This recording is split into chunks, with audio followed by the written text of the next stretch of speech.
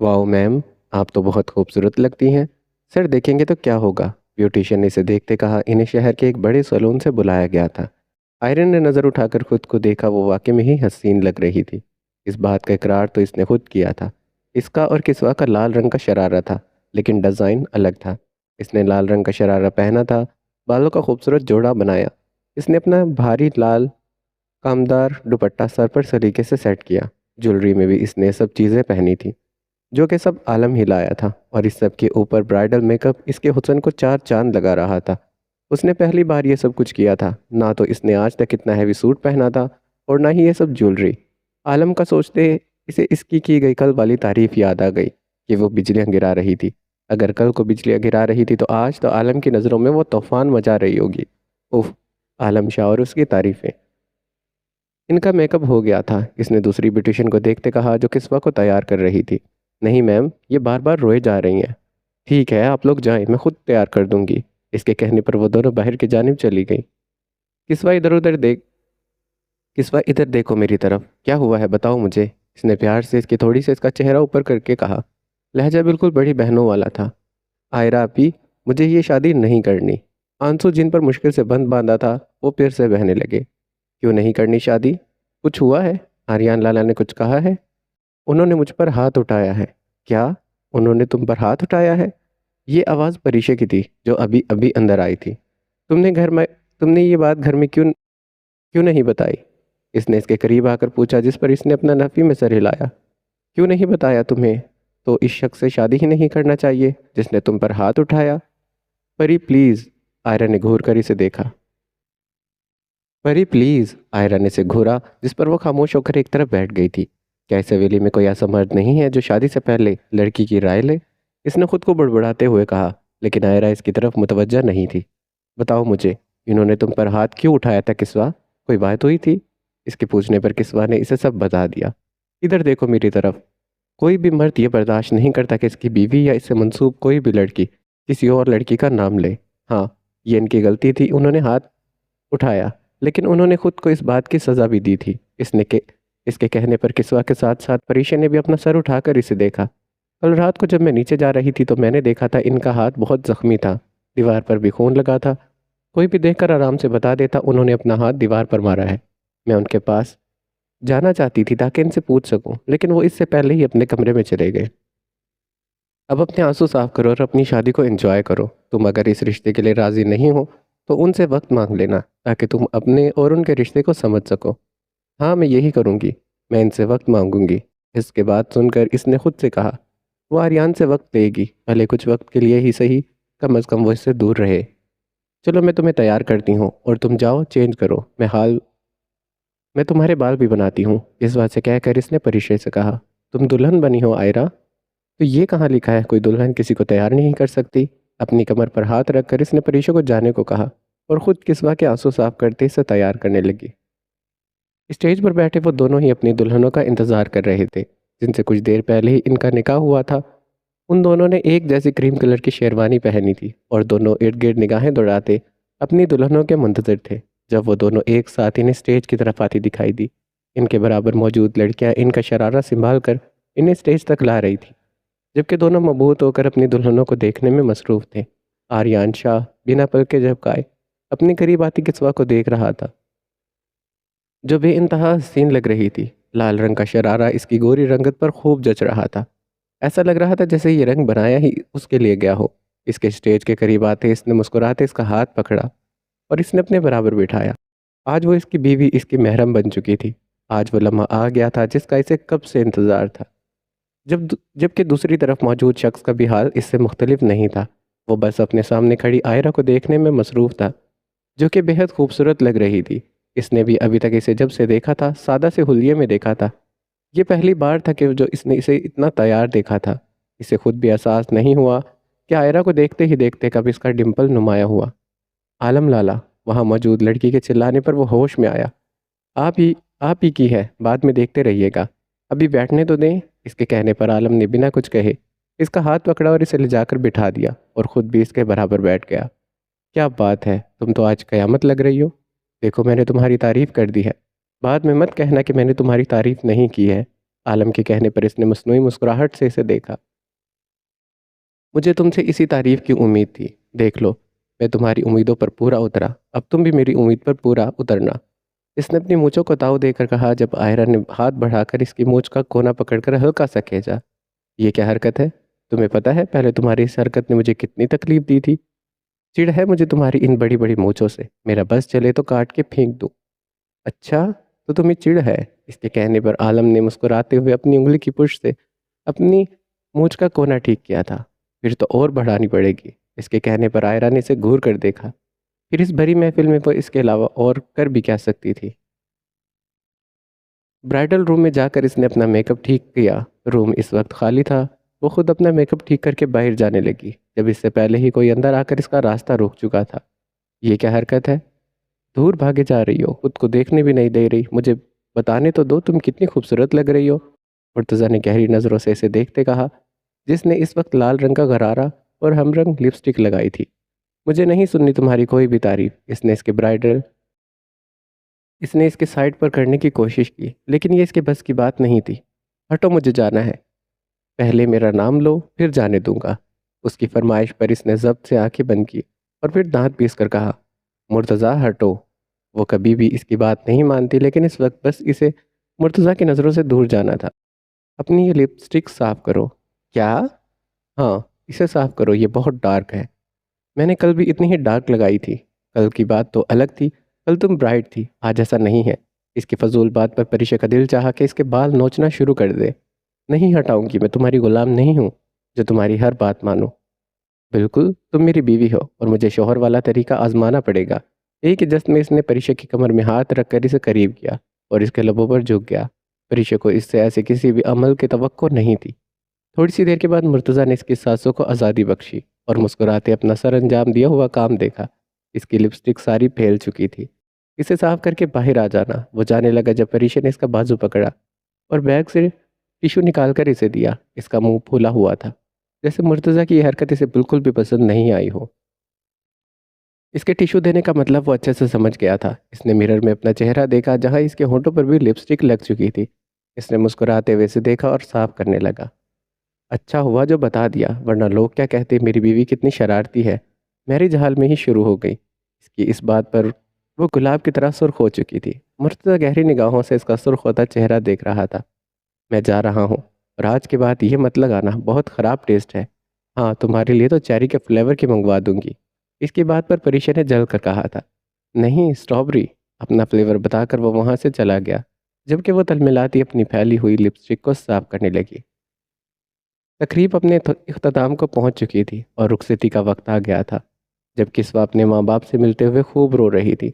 आंखें तो उन दोनों की भी नम थी, भले ही वो इस घर में रहने वाली थी, लेकिन फिर भी वो अपनी लाडली किसी और को दे रहे थे और वो अब इनके लिए पराई हो चुकी थी। तुम्हारी भी तो रुखसती हो रही है, तुम भी रो लो। आलम ने अपने पास खड़ी अपनी बीवी के कान में सरगोशी की, जिस पर इसने मुंह बनाकर इसे देखा था। एक ही घर में तो रहना है, रो कर क्या करूं? सुबह फिर वही चेहरे देखने हैं। इसकी बात सुनकर आलम बस ठंडी सांस भर के रह गया। इसने अपनी रोती हुई बहन को देखा। इसकी अपनी आंखें भी बार बार नम हो रही थी। इसे हैरत हो रही थी कि इसकी छोटी सी गुड़िया कब इतनी बड़ी हो गई। घर पहुंचकर रस्मों के बाद इन दोनों को आलम और आर्यान के कमरे में पहुंचा दिया गया। परीशा ने इसका शरारा अच्छे से बेड पर फैलाया और मुस्कुराते हुए इसे गुड नाइट कहकर अपने कमरे में चली गई। इसके जाते ही आयरा अपनी जगह से उठी। इसका इरादा आलम के कमरे में आने से पहले ही कपड़े चेंज करने का था। वो इस रिश्ते को अभी वक्त देना चाहती थी, पर वो नहीं चाहती थी इसे इस तरह बेड पर बैठे देखकर आलम कुछ और समझे। इसने सबसे पहले अपना दुपट्टा उतारा, अपने बालों को पिनों से आज़ाद किया। सिल्की बाल के खुलते ही इसकी कमर आधी ढक चुकी थी। सारी ज्वेलरी उतार कर इसने वार्डरोब से अपने कपड़े निकाले, लेकिन इससे पहले कि वो वॉशरूम में जाती, आलम कमरे में दाखिल हो चुका था। इसने कमरे में दाखिल होते ही अपनी बीवी को ढूंढा, जो कमरे में मौजूद नहीं थी। वॉशरूम का दरवाज़ा बंद था, यकीनन वो इस वक्त वॉशरूम में ही थी। वो वहीं सोफे पर बैठ गया। जब चंद मिनट के बाद वॉशरूम का दरवाज़ा खोलकर वो निकली, सबसे पहले सोफे पर बैठे मुर्तज़ा शाह पर इसकी नज़र गई। इसे नज़रअंदाज करके वो जाकर बेड पर लेट गई और दूसरी तरफ करवट लेकर सोने की कोशिशें करने लगी, लेकिन अपनी पुश्त पर इसे किसी गहरी नज़र महसूस हुई, जो इसे सोने नहीं दे रही थी। मुझे घूरना बंद करो, इसने बिना मुड़े कहा था। मैं तुम्हें कुछ थोड़ी कह रहा हूँ, मैं तो बस देख रहा हूँ। इसके कहने पर इसने बिना कुछ कहे बेड पर रखे कंबल में खुद को अच्छे से हर तरह से पैक कर लिया, जैसे इसकी नज़रों से बचना चाहती हो। जबकि इसकी इस हरकत पर मुर्तज़ा के चेहरे पर गहरी मुस्कुराहट आई थी। कमरे में दाखिल होते ही इसकी पहली नज़र बेड पर बैठी सहमी हुई किस्वा पर गई। दिल में जैसे ढेरों सुकून उतरा। इस पल का इसे कितना इंतज़ार था, ये बात वो लफ्ज़ों में बयान नहीं कर सकता था। इसके पास बैठने के बजाय वो अपने कपड़े लेकर वॉशरूम में चला गया, क्योंकि इसे इस वक्त अपनी इस शेरवानी से उलझन हो रही थी। मैं इनसे वक्त मांगने का कह र... मैं उनसे वक्त मांगने का कह रही हूँ, अगर उन्होंने नहीं दिया तो मैं क्या करूँगी। मैं इनके साथ कोई रिश्ता नहीं बनाना चाहती, इन्हें भाई समझती हूँ। सबको लगता है कि बोलने से कोई भाई नहीं बन जाता, लेकिन मैं ये बात किस किस को समझाऊँ कि मैं तो इन्हें वाकई ही भाई समझती थी। मैंने इन्हें कभी इस बारे में इस तरह से नहीं सोचा। मेरे लिए तो वह मेरे लाला है, फिर भला मैं कैसे इस रिश्ते को कबूल कर सकती हूँ। वॉशरूम के दरवाजे को बंद देखती वो दिल में सोच रही थी। वो तेज़ी से बेड से उतरी और दरवाजे की तरफ भागने लगी, जब इसे अपने पीछे से भारी आवाज़ आई, जो यकीनन वॉशरूम से निकल चुका था। रुको। इसने मुड़कर आर्यान को देखा, जो चलता इसके करीब आ रहा था। कहाँ जा रही थी? वो मैं अपने कमरे में जा रही थी। इसके कहने पर आर्यान ने बिना कोई जवाब दिए साइड टेबल पर रखा छोटा सा बॉक्स उठाया और इसका हाथ पकड़कर इसमें मौजूद ब्रेसलेट इसे पहनाने लगा। इसमा ने अपना हाथ छुड़वाना चाहा, लेकिन इसकी गिरफ्त सख्त थी। ये तुम्हारी मुंह दिखाई है, इसने इसके हाथ पर ब्रेसलेट पहनाते कहा था। डायमंड का ब्रेसलेट इसकी नाजुक गोरी कलाई पर बेहद प्यारा लग रहा था। आर्यान ने झुककर इसके हाथ की पुष्ट पर अपने लब रख दिए। छोड़े मेरा हाथ आर्यान लाला। दिमाग ठीक है तुम्हारा? क्या बोल रही हो? इसने थोड़ी हिम्मत पैदा करके इसके सामने बोलना चाहा, लेकिन आर्यान की सख्त आवाज़ पर वो हमेशा ही लेकिन आर्यान की सख्त आवाज़ पर वो हिम्मत उड़नचू हो चुकी थी। मुझे अपने कमरे में जाना है। यही तुम्हारा कमरा है अब? नहीं, मुझे अपने असली वाले कमरे में जाना है। इसकी आवाज़ रुंध चुकी थी। किस्वा, यही तुम्हारा असली कमरा है। प्लीज़ मुझे जाने दें। तुम्हें क्यों लगता है कि तुम्हें जाने दूंगा, और वो भी आज की रात? देखे, मेरे लिए ये सब अचानक हुआ है। प्लीज़ मुझे थोड़ा वक्त दे दीजिएगा। तुम्हारा वक्त अब पूरा हो चुका है और मुझ में इतना सब्र नहीं है कि मैं तुम्हें आज रात छोड़ दूं। मैंने इस वक्त का बहुत इंतज़ार किया है। अब तुमसे दूरी मुमकिन नहीं है। इसके बालों में हाथ फंसाकर वो इसके लबों पर झुक चुका था। इसवा ने अपने हाथ इसके सीने पर मार कर इसे खुद से दूर करना चाहा, लेकिन सामने वाले को तो जैसे कोई फ़र्क नहीं पड़ा था। वो इसके लबों को कैद करके जैसे आज़ाद करना भूल चुका था। इस वक्त इसे किस्वा की रुकती सांसों की परवाह भी नहीं थी। वो इसके रहमो करम पर खड़ी वहाँ अब ज़मीन बोस हो चुकी थी। इसमें इतनी हिम्मत भी नहीं बची थी कि हाथ हाथ पांव चलाकर इसे खुद से ही दूर कर देती। इसे लग रहा था जैसे इसका सांस रुकने वाला हो, और शायद इसी बात का ख्याल करके आर्यान ने इसके लबों को आज़ाद किया और इसी के सीने पर सर रखकर लंबे लंबे सांस लेने लगी। मेरी जान, एक किससे तुम्हारा ये हाल हो गया है? मुझे कैसे झेलोगी? इसने झटके से इसे अपनी बाहों में उठाया और अपने कदम बेड की जानिब बढ़ा दिए, जबकि इसे बेड की तरफ जाते देखकर वो घबराती लड़की मजीद घबरा चुकी थी। देखे प्लीज़, मुझे नीचे उतारे, मेरी बात सुने। इसने कुछ कहना चाहा, लेकिन आर्यान ने फिर से इसके लबों को कैद कर लिया, लेकिन इस बार जल्द ही इन्हें आज़ाद करके इसकी गर्दन पर झुक गया। इसकी गुस्ताखियाँ बढ़ती जा रही थी और किस्वा का हलक तक खुश्क हो चुका था। इसे इस वक्त इसकी बाहों में अपना आप बहुत बेबस लग रहा था। इसकी आंखों से आंसू गिर रहे थे। प्लीज़, आप छोड़ दें मुझे, जो बोलेंगे वो करूँगी, पढ़ाई भी कर लूँगी, लेकिन अभी मुझे छोड़ दे प्लीज़। आर्यान ला। इसके अल्फाज मुकम्मल करने से पहले आर्यान, जो इसकी गर्दन पर झुका था, दोबारा से इसके लबों पर झुक गया। यकीनन आज किस्वा का छोड़ने का कोई इरादा नहीं था इसका। इसके सीने पर हाथ मारकर किस्वा ने इसे खुद से दूर किया और अपना रुख मोड़ लिया। जब इसे अपनी गर्दन पर आर्यन का लम्स महसूस हुआ, वो झटके से सीधा हुई और इसे खुद से दूर हटाना चाहा, लेकिन आर्यन ने इसके दोनों हाथ बेड पर लगाकर इसे अपना बना गया था। इसे हर तरह से अपना बना गया था। इसे वॉशरूम की तरफ जाते देखकर आलम ने फ़ौरन से इसका हाथ पकड़कर इसे अपनी जानिब खींचा था और आंखें छोटी करके इसे घूरने लगा। कहाँ जा रही थी? मुझे नींद आ रही है, चेंज करने जा रही थी। इतनी मासूम तो तुम नहीं हो जो तुम्हें कुछ पता ना हो। मेरे आने से पहले चेंज करने क्यों जा रही थी? इसके गाल को अपने हाथ की पुश से सहलाते इसने नरमी से कहा, जबकि आयरा तो बस इसकी लौ देती नज़रों से दूर जाना चाहती थी। देखिए, मुझसे दूर ही रहो। आज की रात तो दूरी नामुमकिन है। तुम मेरे साथ ज़बरदस्ती नहीं कर सकते। अपने हाथ ज़बरदस्ती छुड़वा कर वो अपने कपड़े उठाने लगी, जो आलम इसका हाथ खींचने की वजह से ज़मीन पर गिर चुके थे। इसके हाथ छुड़वाने पर आलम ने घूर कर इसे देखा। यकीनन इसकी ये वाली हरकत इसे पसंद नहीं आई थी। यहाँ आओ। इसकी बात जैसे ही आयरा ने सुनी नहीं थी, अपने कपड़े उठाकर वो वॉशरूम में जाने लगी और इसकी यह हरकत आलम को मजीद तैश दिला चुकी थी। इसकी कमर में हाथ डालकर इसने इसे अपनी बाहों में उठाया और ले जाकर बेड पर पटक दिया और इसके ऊपर झुक गया। ये सब इतनी अचानक हुआ कि इसे कुछ समझने का मौका भी नहीं मिला। ये क्या कर रहे हो तुम? दूर हटो मुझसे। इसने घबरा कर इसे खुद के ऊपर से हटाना चाहा, लेकिन वो बिना कुछ कहे इसके नाजुक लबों पर झुक गया। जब से वो इससे मिली थी इसने हमेशा इससे नजरें चुराई थी, क्योंकि तब वो इस पर कोई हक नहीं रखता था। लेकिन अब वो इसकी मलकियत थी और आलम का इसे छोड़ने का कोई इरादा नहीं था। इसने कंधे पर मुक्के बरसाकर आलम को दूर करना चाहा, जो शायद आज इसकी ही सांस रोक देना चाहता था। इसके लबों को आज़ादी बख्श कर वो इसकी गर्दन और ब्यूटी बोन पर किस करने लगा। देखिए प्लीज़, दूर हटे मुझसे। इसने अपने हाथ की मदद से इसे दूर करना चाहा, लेकिन वह इसके दोनों हाथ अपनी एक हाथ की कैद में करके दूसरे से इसकी डोरियां खोलने लगा, जिससे आयरा की जान लबों पर आ चुकी थी। आज आलम अपने हर अंदाज से इसे डरा रहा था। इसका अपने काम से पीछे हटने का कोई इरादा भी नहीं लग रहा था। इसीलिए आयरा ने आखिरी वही आजमाया जो हर लड़की करती है। रोना बंद करो। इसके तेज तेज रोने पर आलम ने इसके मुंह पर अपना भारी मजबूत हाथ रख दिया। ये क्या हरकत है? इसके रोने में कमी देखकर आलम ने इसके लबों से अपना हाथ हटाकर इसे घूर कर देखते कहा, हाँ तो तुम मेरे साथ ज़बरदस्ती कर रहे हो। मैं अभी इस सब के लिए राज़ी नहीं हूँ। वो रोते हुए कह रही थी, जबकि आलम तो हैरत से इसे देख रहा था। वो पहली बार इसका ये अंदाज देख रहा था।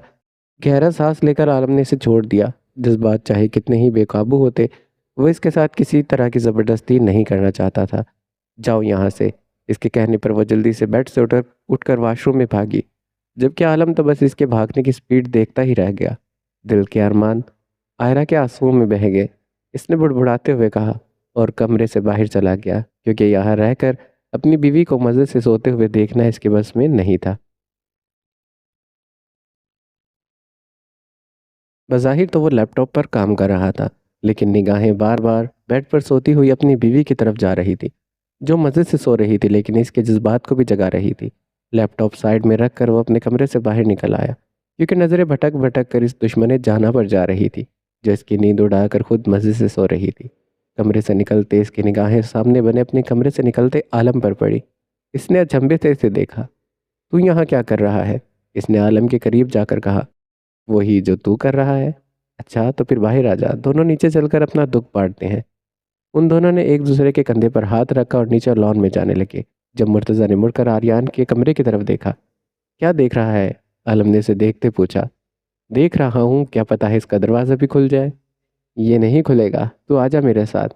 इसके इसे कहकर वो नीचे चला गया, जबकि मुर्तज़ा ने एक बार फिर से मुड़कर देखा, जहाँ इसका दरवाज़ा बंद ही पड़ा था। नींद से भरी आंखें खोलकर इसने अपनी इस जगह को देखा जहां वो सोया हुआ था। टांगी ज़मीन पर फैलाए वो सोफे पर सो रहा था। इसके सामने रखी टेबल पर कुछ कागजात और फाइल्स रखी थी। इसे याद आया, कमरे में आने के बाद वो ज़मीनों का हिसाब करने बैठ गया था और वहीं बैठे बैठे इसकी आंख लग गई थी और आज इसकी फजर भी कज़ा हो चुकी थी। अपनी आंखें मसलते इसने बेड पर सोई हुई आयरा को देखा। ज़रा सा भी ख्याल नहीं है इस लड़की को शौहर यहाँ बेआराम सो रहा था और वो खुद मज़े से पूरे बेड पर फैलकर सो रही है। बुड़बुड़ाते वो अपनी जगह से उठा और अलमारी से अपने कपड़े निकालने लगा, क्योंकि नाश्ते का वक्त होने वाला था। लेकिन फिर इसने मुड़कर बेखबर सोई हुई आयरा को देखा और इसके सर पर जाकर खड़ा हो गया। आयरा उठो। इसने कंधा हिलाकर थपथपाते इसे उठाया, लेकिन वह हनूज इसी हालत में लेटी रही। उठो। इस बार इसने थोड़ा सख्ती से काम लिया, जिसकी वजह से कसमसा कर इसने दूसरी साइड करवट ली। अलबत्ता नींद से वो अभी तक बेदार नहीं हुई थी, लेकिन इस बार इसने इसे उठाने की कोशिश नहीं की, बल्कि अपना चेहरा इसके गर्दन पर रखकर अपनी दाढ़ी रगड़ने लगा। अपनी गर्दन पर चुभन महसूस करते आयरा ने कोफत से अपनी नींद से भरी आंखें खोली, लेकिन इसे अपनी गर्दन पर झुके देखकर वो झटके से उठ बैठी। सारी नींद उड़ चुकी थी। ये तुम क्या कर रहे थे? तुम्हें जगाने की कोशिश। उठो और मेरे कपड़े निकालो। मैं क्यों निकालूं? क्योंकि तुम मेरी बीवी हो। जब मैं नहीं थी, जब भी तो खुद निकालते थे, अब भी निकाल लो। वो इसलिए क्योंकि जब तुम मेरे पास नहीं थी। चलो अब उठो। इसका हाथ पकड़कर इसने इसे बेड से उतारा। मेरे कपड़े निकालो, मुझे नहाना है, नाश्ते का वक्त होने वाला है। आयरन ने घड़ी की तरफ देखा जो 7 बजा रही थी। पता नहीं ये हवेली वाले इतनी जल्दी नाश्ता क्यों करते हैं। बड़बड़ाते हुए इसने जल्दी से इसकी अलमारी खोली ताकि कपड़े निकाल कर वापस सो जाए। ये मत सोचना कि तुम वापस सो जाओगी, तुम भी मेरे साथ नीचे चलोगी, हम साथ जाएंगे। इसने फ़कत एक नज़र घूर कर इसे देखा और इसके कपड़े आगे पीछे करके देखने लगी। इसकी पूरी अलमारी है, सिर्फ शलवार कमीज़ मौजूद थे।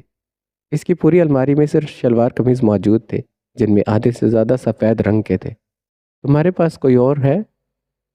तुम्हारे पास कोई और कपड़े हैं या बस यही पहनते हो? हाँ, क्योंकि इसमें मैं खुद को आरामदायक महसूस करता हूँ। पता नहीं मुर्तज़ा और आर्यन कैसे जीन्स वगैरह पहन लेते हैं। इसकी बात पर वो नफ़ी में सर हिलाती इसके भूरे रंग की शलवार कमीज़ निकालने लगी। लेकिन आलम ने वो हैंग किया हुआ सूट वापस रखकर सफ़ेद रंग की कमीज शलवार उठा ली। मुझे ये रंग पसंद है, आइंदा इसी रंग का निकालना। जब खुद ही निकालना था तो मुझे क्यों उठाया? इसने इसकी तरफ देखते हुए कहा, मैं तुम्हें बता रहा हूँ, ये मेरा पसंदीदा रंग है, तो तुम मेरे लिए यही रंग निकाला करो। हाँ ये ठीक है। और तुम्हारे पास शॉल है ना? कोई ग्रीन कलर की शॉल ले लेना और बाहर लॉन में जाकर दिल पर हाथ रखकर गाना, दिल दिल पाकिस्तान। वो बाकायदा इससे कहकर बता रही थी कि बाहर लॉन में जाकर इसे किस तरह से गाना गाना है। बहुत ही मज़ाहिया बोलती हो तुम, मेरा तो हंस हंस कर बुरा हाल है, आलम ने इसे घूरते हुए कहा, जिस पर अपना कंधा उचकाकर इसने इसका ना निकाला हुआ सूट वापस रखकर फिर से वही भूरे रंग की शलवार कमीज निकाली। तुम यही पहनोगे? ठीक है, मैं यही पहन लेता हूँ, लेकिन फिर तुम भी मेरी मर्जी का पहनोगी। इसके कहने पर आयरा ने वह उचकाकर इसे देखा था। मैं क्यों पहनूंगी? क्योंकि मैं तुम्हारा मर्जी का पहन रहा हूँ। तुमने मेरी आयरन ने से कुछ कहना चाहा, लेकिन वो दोनों के बीच का फासला जो चंद कदमों का था मिटाते हुए इसके करीब आ गया। मेरी एक बात कान खोल कर सुन लो, आज के बाद तुम मुझे आप कहकर बुलाओगी। मैं जब से तुमसे मिली हूँ ना, तो तुम्हें तुम ही कहकर बुला रही हूँ। वो इसलिए क्योंकि जब तुम मेरी बीवी नहीं थी, लेकिन अब हो। मुझे ये बात बिल्कुल अच्छी नहीं लग रही, मेरी बीवी मुझे तुम कहकर बुलाए। मैं तो बुलाऊंगी तुम। आयरा, तुम मुझे गुस्सा दिला रही हो। तुम। इसके दोबारा वही बात कहने पर आलम ने इसकी पुश्त को अलमारी से लगाया और बेदर्दी से इसके लबों पर झुक गया।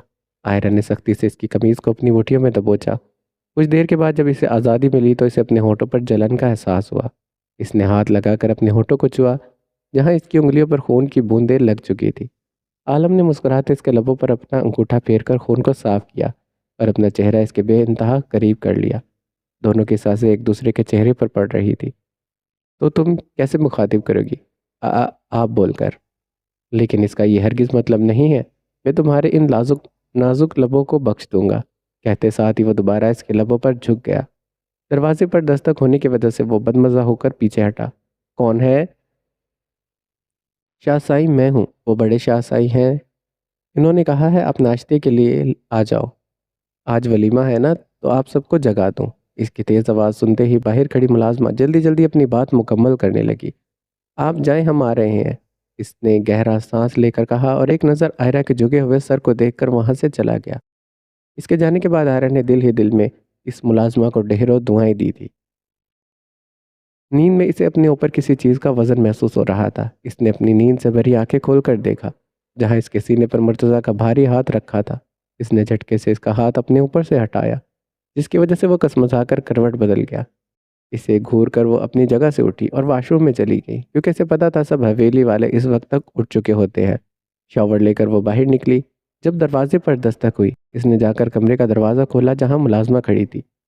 बेगम साहिबा, बड़े शाह साहिब ने कहा है आप लोगों को जगा दूं, आज वलीमा है ना।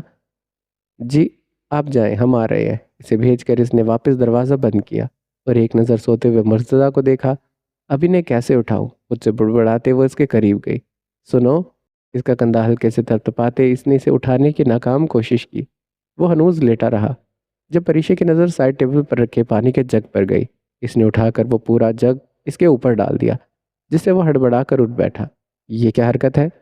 तुम उठ नहीं रहे थे, मैंने तो बस उठाया है, उसने मासूमियत से कहा, जिसे देखकर मुर्तज़ा के लबों को मुस्कुराहट ने छुआ और इसका हाथ पकड़कर झटके से इसे अपनी जानिब खींचा था। तुम्हें शौहर को उठाने का तरीका नहीं आता? सिखाना पड़ेगा। मुझे कुछ नहीं सीखना। परीक्षा ने से दूर होना चाहा, क्योंकि इसके बाल जो गीले हो चुके थे, इनसे पानी टपक रहा था और इसके चेहरे और कपड़ों पर गिर रहा था, जबकि 3 गीली लटें माथे को छू रही थी। लेकिन मैं तो सिखाना चाहता हूँ। फिलहाल तुम जाकर अपने कपड़े बदल लो। देखो मुर्तज़ा, तुम मुझे गीला कर रहे हो। इसके कहने पर मुर्तज़ा इसके माथे पर अपने लब रखकर इससे दूर हो गया। 20 मिनट पहले इसकी आंख लगी थी, लेकिन इसे मुसलसल किसी के रोने की आवाज़ें आ रही थी। पहले तो वो इग्नोर करता रहा, लेकिन जब वो आवाज़ मुसलसल आती रही तो इसने नज़र अपने बेडरूम में दौड़ाई, जहाँ वो सोफे पर सहमी बैठी अपना सर घुटनों में दिए रोने में मसरूफ़ थी। इसने इस वक्त आर्यन की ही शर्ट पहनी थी। गुस्से से वो बेड से उतरकर इसके दोनों बाजू पकड़कर इसे अपने सामने खड़ा कर गया था। किस बात का सोग मना रही हो? आपने ठीक नहीं किया मेरे साथ। क्या गलत किया है मैंने? हलाल हो तुम मुझ पर, बीवी हो तुम मेरी। मैंने कुछ गलत नहीं किया, मैंने अपना हक लिया है। इसके लहजे में जितनी सख्ती थी, अंदाज में भी इतनी ही सख्ती थी। इसकी इतनी सख्त गिरफ्त से किस्वा को लग रहा था कि इसका बाजू टूट जाएगा। छोड़े मुझे आर्यन लाल लाल। कुछ उल्टा सीधा कहकर मुझे मज़ीद गुस्सा मत दिलाना। लगता है रात को मैंने तुम्हें ठीक से बताया नहीं कि मैं तुम्हारा लाला नहीं हूँ।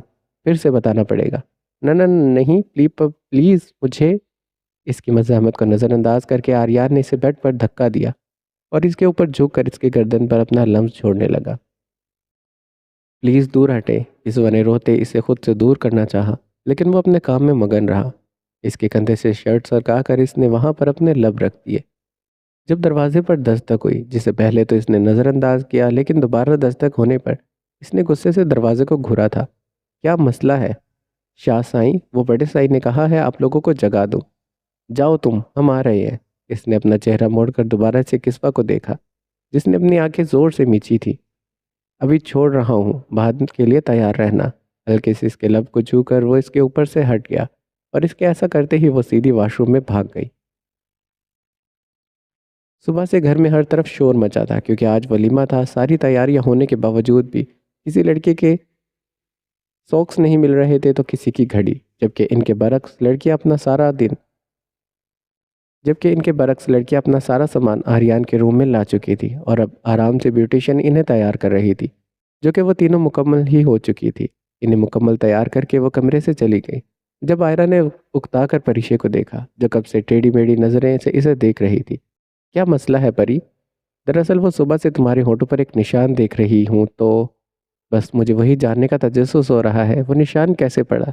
परिचय के कहने पर इसके जहन में सुबह वाला मंजर चलने लगा। साथ ही आलम शाह का अंदाज याद करके इसके अंदर झुंझुरी आई। कुछ नहीं, बस शायद लिपस्टिक की वजह से। जहन में जो कि सबसे पहला बहाना बना, इसने बता दिया।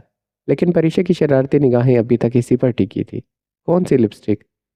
हाँ, वही लिपस्टिक जो तुम समझ रही हो। आयरा बातें तो इससे कर रही थी, लेकिन नज़रें बार बार सर झुकाकर बैठी किस्वा पर जा रही थी, जो खामोश बैठी हुई थी। और इस टेप रिकॉर्डर पर यह खामोशी अच्छी नहीं लग रही थी। इस वक्त वो तीनों ही बेहद हसीन लग रही थी, लेकिन किस्वा पर एक अलग ही रूप आया था, जो इसे मज़ीद हसीन बना रहा था। क्या बात है, तुम खामोश क्यों हो? मुर्तज़ा ने अपने बराबर बैठी परिचय से कहा, जिसने इसकी लाई हुई गोल्डन और ब्राउन रंग की कॉम्बिनेशन की मैक्सी पहनी थी। ये कलर इस पर खूब जच रहा था। वो वो भी किसी से कम नहीं लग रहा था। इसने ब्लैक कलर का 3 पीस पहना था, बाल जेल से जमे थे और कोट में रेड कलर का रुमाल लगाया हुआ था। मेरा मूड ऑफ है, मुझसे बात करने की ज़रूरत नहीं है। वो तो वैसे भी रहता है, इसने बुड़बुड़ाते कहा, जिस पर परिशे के कान खड़े हो चुके थे। क्या कहा तुमने? कुछ नहीं। मूड क्यों ऑफ है? तुम जानते थे ना आज फरीदा और वसी का वलीमा है, इसीलिए तुमने जानबूझकर आज की तारीख अपने वलीमे के लिए रखी, ताकि मैं वहाँ ना जाऊँ। बीवी, हमारी शादी की तारीख तुम्हारे इस भाई की तारीख रखने से पहले रखी जा चुकी थी। हाँ, ये हो सकता है इसने खुद अपना वलीमा इसी दिन रखा हो, ताकि तुम्हारा और इसका सामना ना हो। और बकौल तुम्हारे, मैंने आज की तारीख रखी है कि तुम ना जा सको। तो ऐसा कुछ नहीं है, तुम जब चाहे जहाँ चाहे जा सकती हो। मैं तुम पर पूरा एतबार करता हूँ। मैं जानता हूँ तुम मुझसे दूर जाने की कोशिश तो कर सकती हो, लेकिन मेरी इमानत में खयानत नहीं कर सकती। इसने कहने पर परीशे ने अपना चेहरे का रुख मोड़कर इसकी जानिब देखा।